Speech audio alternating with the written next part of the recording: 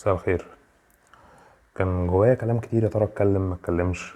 فات 40 يوم من طوفان الأقصى، وطبعا شايفين الأحداث بتتطور ازاي.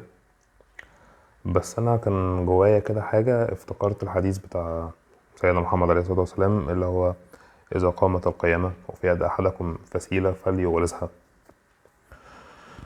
والحديث ده الناس طبعا فاهمه كويس، لكن أنا هعيد لكم الفهم بتاع اللي أنا استشفيته من الحديث. يعني ان احنا لم نؤمر ابدا بتغيير الواقع. احنا لم نؤمر ابدا ان احنا نغير الكون. مفيش حد هيقولك اعمل كذا عشان كذا يحصل. انت القيامة بتقوم وفي ايدك فسيلة هتغرزها في الارض، القيامة هتقوم. هل في حد هياكل منها؟ لا. هل حد هيستفيد بيها؟ لا. انت نفسك هتشوف التغيير ده بعينيك؟ لا. مفيش اي حاجة هتحصل، دي هتتغرز والعالم هينتهي. يعني القيامة بتقوم دي ان العالم بينتهي، مفيش اي نتيجة مادية من التصرف بتاعك ده. ومع ذلك انت كبني ادم مأمور ان انت تعمل الصح. الصح ده هتشوف نتيجته ليه بعد ملوش بعد واقعي ايا كان. انت كبني ادم مأمور تعمل الصح من غير ما تستنى له نتيجة، ومأمور تعمل اللي عليك من غير ما يكون حتى ده جزء من كل في تغيير الصورة 100%. لان في ناس بتقولك هنقطع ليه؟ يعني هو المقاطعة دي هي اللي هتحرر الأقصى؟ يعني لا، هي مش هتحرر الأقصى يا عم. بس انت لم تؤمر أصلا بتحرير الأقصى. يعني لا يكلف الله نفسا إلا وسعها، لكنك أمرت إن انت تعمل الصح. انت مش مأمور إنك تحرر المسجد الأقصى، لكنك واخد أمر إنك تعمل اللي عليك، تعمل الصح. ده مبدئيا. فده اللي اداني الدافع إن أنا أسجل الفيديو ده. ازيكم بالمناسبة، مثلا ما قلتلكوش ازيكم. في بس عايز ابدا بحاجه احصائيه كده. كان في سؤال بساله لنفسي، يعني هو الناس اللي بتموت في مصر، انا كشخص مصري يعني آه، كم واحد يموت في السنه؟ يعني عدد الوفيات في السنه الواحده في مصر قد ايه؟ فعرفت عن عدد الوفيات في السنه متوسط 600 الف بني ادم.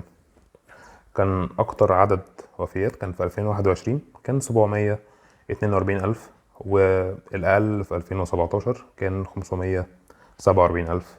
الأطفال كوفيات، متوسط عدد الأطفال اللي بيموتوا في السنة 20,000 طفل ما تجاوزوش 28 يوم. ليه أنا بقول كده؟ لأن الطفل حتى لو يعني مات في أول يوم في حياته، هي أمه بتزعل عليه وأهله بيزعلوا عليه، لأن أمه حملت فيه 9 شهور وكان فيه خطط وفيه كذا وفيه كذا.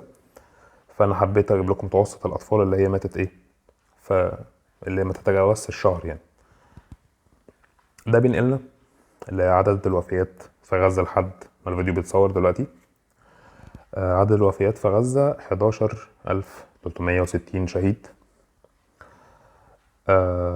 منهم 4609 طفل، وفي 3250 مفقود تحت الأنقاض.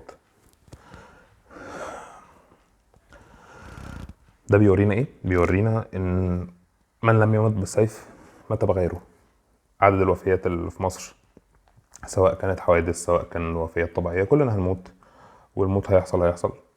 ما متش في حادثة هتموت على سريرك، لكن في ميت بيتقال عليه شهيد، وفي ميت بيتقال الله يرحمه، او نسأل ربنا ان هو يخفف عنه، وفي موتات ما نحبش نموتها.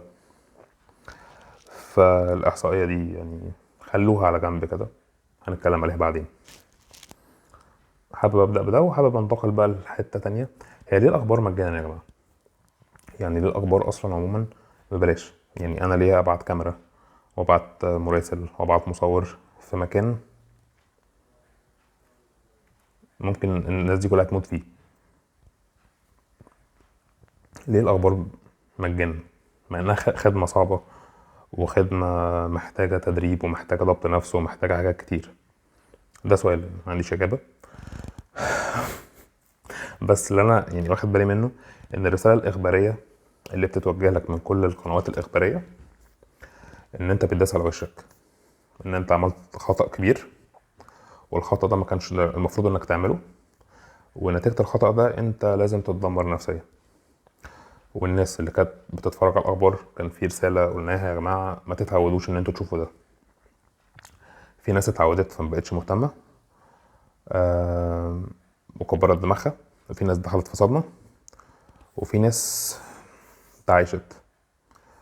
تعاطي الإعلام مع الموضوع كأرقام، أنا مش مؤمن إن أرقام إسرائيل كوفيات أو كإصابات هي الأرقام اللي بتبان لك. بس تناول الإعلام للموضوع إن المقاومة ما كانتش المفروض تعمل كده. المقاومة إزاي؟ ما هي يا حبيبي اسمها مقاومة عشان هي بتضرب ضربات مش بنفس قوة المحتل أو المعتدي. فطبيعي إن ضربة المقاومة هيتبعها بقى عمليات انتقامية، وهي مش حرب. هو الكيان اللي بيحاربك أصلا هو مجرمين حرب، هما ما علينا. فالأخبار مجانا ليه؟ يا ريت تردوا عليا يعني. بننتقل بقى لنقطة تانية: هل المشاهير أصلا قدوة؟ بص، هو كل واحد طلع يتكلم يعني. كده كده الغرب كان حتة إن أنت تأيد إسرائيل كشخص مشهور، هو بغض النظر عن توجهاتك عن إنك تافه أو لأ. يا جماعة جاستن بيبر يعني، جاستن بيبر مؤيد إسرائيل يعني. فهو كان بيجمع ناس كتير إن هو الناس دي بتوصل للعالم بشكل ما. لكن هل المشاهير قدوة؟ المشاهير عموما يمكن انا لو على قدر من الشهرة او حاجة مش هتكلم بالشكل ده، كده يكون ليا حسابات. لكن تعامل مع الشخص المشهور انه حد بيقدم لك خدمة بيبسطك بشكل ما، وما تدوش اكبر من حجمه، لان بعد اللي حصل ده بص، محدش نفعك يعني، محدش نفعنا، محدش اتكلم بلساننا، محدش عمل اي حاجة، محدش هيتخانق لك. فما تقولش بقى ده حبيبي وده اخويا وده قدوتي وده فوق دماغي والكلام ده. كلهم في الاخر حد يطلع يقول لك انت بتفكر غلط، وحد تاني يقول لك الارواح كلها زي بعض، كل الارواح مقدسه. فادي لكل حاجه حجمها وما تسمعش كلام الناس بتاعت الانسانيه ونادين الانسانيه والتحضر والكلام ده. احنا كعرب احنا اكتر ناس عندنا الانسانيه والتحضر على فكره. احنا اكتر ناس متعاطفين، واكتر ناس بنقدر، واكتر ناس عندنا ذوق وعندنا كرم. دايما كانوا بيسموا العرب اهل الكرم اصلا. فاحنا على مدار سنين طويله بيتباع لنا ان الغرب هو المكان اللي فيه التحضر والإنسانية والكلام الجميل ده، في حين ان ده بيحصل وفي أطفال بتموت وبيقول لك إسرائيل هم الصح وإسرائيل هم الغلابة وكان لازم يدافعوا عن نفسهم. الإحصائية بقى اللي أنا قلتها دي رجع لها تاني، بتاعت عدد الوفيات والكلام ده. بس عموما مش عايزك تصدق ان الناس دي متحضرة وإنسانيين والكلام ده، لأن احنا في الآخر ال 11,000 شهيد دول، 11,360 شهيد اللي ماتوا بأبشع الطرق، لو كانوا مصريين، لو كانوا سعوديين، لو كانوا إماراتيين، بحرينيين، أي حاجة من العرق بتاعنا ده، احنا ما نفرقش معاهم، ما نفرقش معاهم خالص. بس لو 10 ماتوا في أي بقى دولة تانية خارج القطر ده، لأ، هتشوف الإنسانية والتحضر بقى. فاكر انت صف الرؤساء اللي كانوا عاملينه في باريس لما مش عارف حصل ايه، وكان في بقى رؤساء الدول كلها ماسكين ايدين بعض ونحضن بعض ونعيط والكلام ده. فكبر دماغك. وده بينقلنا لما بقول لك ان الاخبار مجانا ليه. في شخص يا جماعه بيطلع اسمه ابو عبيده، ده المتحدث الرسمي بتاع المقاومه يعني. الشخص ده لما بيطلع بيقول لك دايما ارقام، واحنا عملنا كذا وهنعمل كذا. فده اللي بيقول لك الارقام الصح، وهو مش جهه اخباريه يعني. ابو عبيده بيقول ارقام غير الارقام اللي بتقولها الاخبار اللي انا قلت هي مجانا. وفي حته ان انت ايه، بيتذاع لك الخبر بطريقه ان انت تحس ان انت متداس عليك نفسيا، ان انت بتاخد على عينك يعني، ان انت ضحيه بقى فاهم انت الجو ده. فلما تشوف فيديوهات ابو عبيده وتشوف الفيديوهات التناول الاخباري للموضوع، هتحس ان في الناس يعني في عالمين كده، كل عالم لوحده. وبما اننا بنتكلم عن المقاومه يعني، انا مش عايز اطول عليكم بس ما علينا. في ناس بتقولك احنا عايزين نحارب ولازم نحارب بدون سلاح ومش عارف ايه. احنا اتكلمنا عن زي ما قلت لك، انت ربنا امرك انك تعمل الصح، مش ربنا امرك انك تغير الكون يعني. لو انت عايز تحارب، اسأل نفسك هل انت مؤهل نفسيا وجسديا في فرصة ولا لأ. انت عشان تحارب ممكن تشيل شنطة كده ومدفع رشاش وقنبلتين اللي هو اللي هي القنبلة اليدوية دي الحاجات دي وزنها كده 30-40 كيلو يعني، وهتجري بيهم فانزل اجري، جرب نفسك، شوف كده انت تقدر تعمل ايه. الحرب مش الحل الوحيد، مش هو الحل المتاح حاليا. كان في مثل كده بيقول لك ايه، الادب ادب القرش يعني. فانت بدل ما تقعد تضيع وقتك في الاخبار اللي هتدمر نفسيتك وكده، ممكن تتمرن مثلا عشان تجهز للحرب، وممكن تطلع من دخلك مثلا كل شهر مبلغ تتبرع بيه الهلال الاحمر لغزه. في مليون طريقه تتبرع بيها يعني. في دعم نفسي ممكن تقدمه على حسب بقى انت تقدر تساعد ازاي، بس في طرق كبيره او في طرق كتيره هي بتاكد لك ان الحرب مش الاوبشن الوحيد يعني. وحتى لو هي الاوبشن الوحيد، شوف انت مؤهل نفسيا وجسديا ولا لا. وعشان كده احنا دايما بنخش في قصه كلام يعني. قبل ال 40 يوم طوفان الاقصى دي احنا كنا بنتكلم كلام فارغ، تمام، بنتكلم في اي حاجه، بننظر في اي حاجه، بنستنى الترندات وكده. ولما الموضوع ده حصل، كل الترندات دي اختفت وكل ده اختفى، وتاكدنا ان اللي احنا بنشوفه او اللي بيتصدر المشهد على الانترنت اصلا ممكن ده ما يكونش ذوقنا، ممكن ما يكونش احنا فضلنا كتير قوي بنقنع نفسنا ان احنا مجتمع تافه، مجتمع كل اللي عايز يشوف واحده بترقص، مجتمع كل اللي شاغل باله علاقات وعلاقات سامة. حتى في المجال بتاع العلم النفس والكوتشنج وعلم النفس الايجابي، كل الكلام ازاي تبقى تتخلص من علاقه سامه، ازاي تبقى مليونير. كلنا كده كنا واخدين فكره عن بعض ان احنا بتوع فلوس وبتوع هلس وكده. فده بيثبت لك ان اللي بيدير الانترنت وبيدير العالم عموما شخص مش بريء، وعايز دايما يحسسك ان انت اي كلام. اللي بيبث لك الاخبار شخص مش بريء. مفيش احنا يا جماعه العالم اللي احنا عايشين فيه ده مش عالم بريء باي شكل.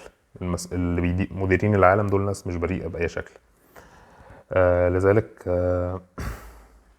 لازم نمتن للي حصل ده، ان احنا عرفنا او ده علمنا حاجات كتير، منها ان احنا البني ادمين وهم لا، احنا اللي عندنا شجاعه وهم لا. هم زي ما انتوا شفتوا كده عاملين ازاي.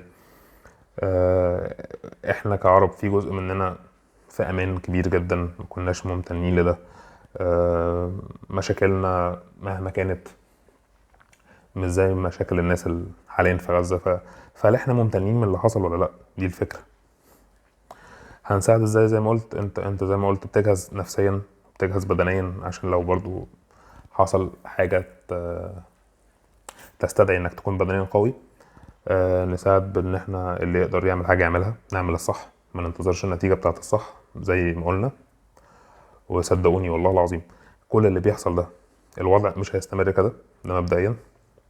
التغيير هيحصل. اللي بيديروا المنظومة بتاعت الكيان المهزأ دول هيتغيروا لان هم لبسوا المشروع بتاعهم اللي بقاله 80 سنة بيتبني على الخوف ان احنا جامدين وان احنا كذا. لبسوا المشروع كله في الحيط. فوالله هيحصل تغيير، والله الدنيا هتتغير. اهم حاجة لما الدنيا تتغير نكون زي ما احنا يعني، ما ننساش بقى. عارف في مثل كده بيقول لك اللي تعرف دقيقته اقتله. فانت عامل لو في واحد مشهور قلبت عليه، في واحد بيلعب كوره عرفت ان هو اي كلام مش منك، ممثل كذا كذا كذا، بعد ما كل ده يخلص ما تخليش حد يعمل لك مسلسل يضحك عليك بيه، ما تخليش حد يجيب جون يضحك عليك بيه. انا عارف ان انا طولت، بس هو الموضوع يعني هياخد رأي كتير وكلام كتير. وانا كنت من ساعة فاتت بقول لنفسي انا مش عارف اتكلم اقول ايه، بس داخل اهو في ربع ساعة، مش عارف هقسم الفيديو ده جزء ولا جزئين ولا هتصرف فيه ازاي يعني. بس هختم كلامي ان زي ما قلت النبي عليه الصلاة والسلام قال اذا قامت القيامة وفي يد احدكم فتيلة فليغرزها. الفكرة كلها انت تعمل الصح. انت مش مأمور انك تشوف نتيجة الموضوع ده، مش مأمور تقول تفكر يا ترى اللي انا هعمله ده هيفرق ازاي او هيغير الواقع في ايه. انت مش مطلوب منك تتخيل وتفكر وتتصور التصورات دي كلها. المطلوب منك انك تعمل الصح، حتى لو الصح ده اخر صح هيتعمل ومفيش حد هيستفاد بيه، ولا انت هتستفاد بيه، ولا انت هتشوف نتيجته، ولا حد هيشوف نتيجته، لان دي سنة ربنا في الارض انك تعمل الصح وانت على الطريق. الكون هيتغير مش هيتغير دي مش مشكلتك، انت مشكلتك الوحيدة انك توجد الاسباب وتعمل الصح. سلام.